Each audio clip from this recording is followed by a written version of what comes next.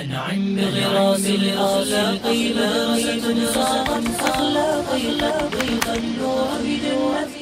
بسم الله الرحمن الرحيم الحمد لله رب العالمين نحمده ونصلي على رسوله الكريم। সন্দীপন প্রকাশনের 4 বছর পূর্তি উপলক্ষে আমি প্রকাশনীর যারা ওনার এবং যারা কাজ করে যাচ্ছেন প্রকাশনীকে নিয়ে এবং এটার লেখক পাঠক সবাইকে শুভেচ্ছা জানাচ্ছি। এবং আমি আনন্দিত এই কারণে যে সন্দীপন 4 বছরে বেশ কিছু কাজ করেছে। আমার এক্সপিরিয়েন্স সেটাই বলেছি যে তাদের যে সমস্ত বইগুলো এসেছে বাজারে সেটা মানসম্মত আমার কাছে মনে হয়েছে এবং গেট আপ বা মেকআপ এই বিষয়গুলো যেরকম ছিল কন্টেন্টগুলো খুব ভালো ছিল। এবং আরও যে কাজগুলো আমি দেখেছি সন্দীপন আসলে বাংলাদেশের দিনের প্রচারের বিভিন্ন ক্ষেত্রে নানান রকমের সহযোগিতা অংশগ্রহণ এই কাজগুলোও করে যাচ্ছে।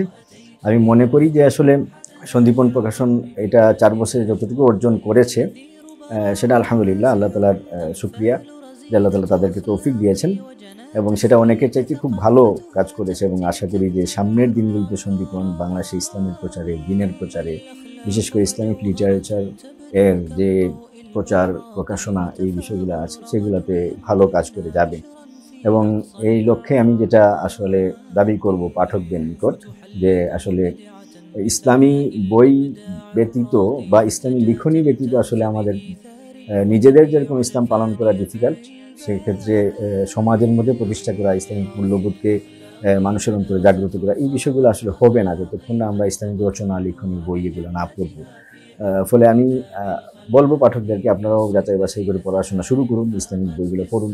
বিশেষ করে সন্দীপন প্রকাশনের কথা আমি বলবই, কারণ আমি দেখেছি ওনাদের মান এবং কন্টেন্টগুলো ভালো। আপনারা তাদের সাথেও থাকুন। যত বেশি আমরা আসলে আমাদের ইসলামী প্রকাশনার সাথে থাকবো তত বেশি আসলে এই বিষয়গুলো ফ্লোরিশ করবে এবং আমাদের সমাজে ইসলামিক মূল্যবোধ এবং ইসলামের চেতনা জাগ্রত হওয়ার সুযোগটা আসবে।